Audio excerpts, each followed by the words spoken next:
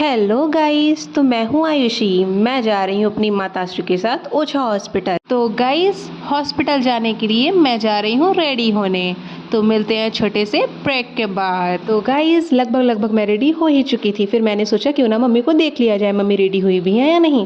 फिर मैं मम्मी को देखने चली गई। वहाँ मम्मी के साथ थोड़ा बहुत मेकअप किया। फिर मैंने अपने आप को मिरर में देखा और मैं बहुत ज़्यादा प्यारी लग रही थी और मुझे खुद पर ही प्यार आ रहा था और मैं बहुत ज़्यादा खुश भी थी। फिर मैंने कुछ चीज़ें ज़रूरत की ली।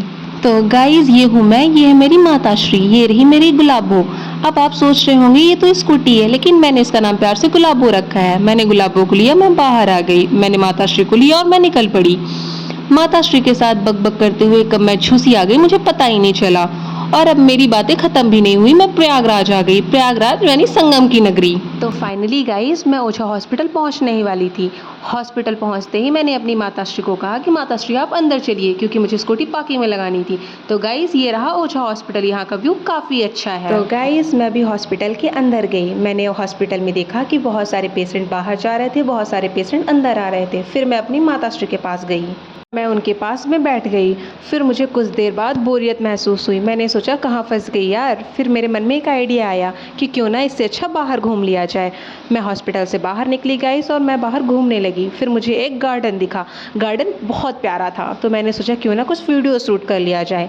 बट मैं वीडियो शूट कर रही थी तो मुझे अंकल जी ने मना कर दिया। मैंने सोचा यार अब मैं कहाँ जाऊँ। फिर मैं हॉस्पिटल की ओर चलने लगी। फिर मैंने हॉस्पिटल के आसपास देखा तो मुझे कुछ दिखा ही नहीं। फिर मैं हॉस्पिटल के अंदर चली गई और मैंने हॉस्पिटल में जाके देखा कि मेरी माताश्री ऑलरेडी नर्स से बात कर रही थी कि उनका नंबर कितने पेशेंट्स के बाद आएगा। तो नर्स ने कहा अगला नंबर आप ही का है। फिर मैंने अपनी माताश्री को लिया और मैं डॉक्टर के कैबिन में पहुंची। मैंने देखा कि डॉक्टर अभी एक पेशेंट को देख रहे हैं। अगला नंबर मम्मी का है। मैं वेट कर रही थी। डॉक्टर अंकल ने मम्मी की रिपोर्ट्स देखी। उन्होंने बोला सब नॉर्मल है, फिर भी आप एक बार एक्सरे करा लीजिए।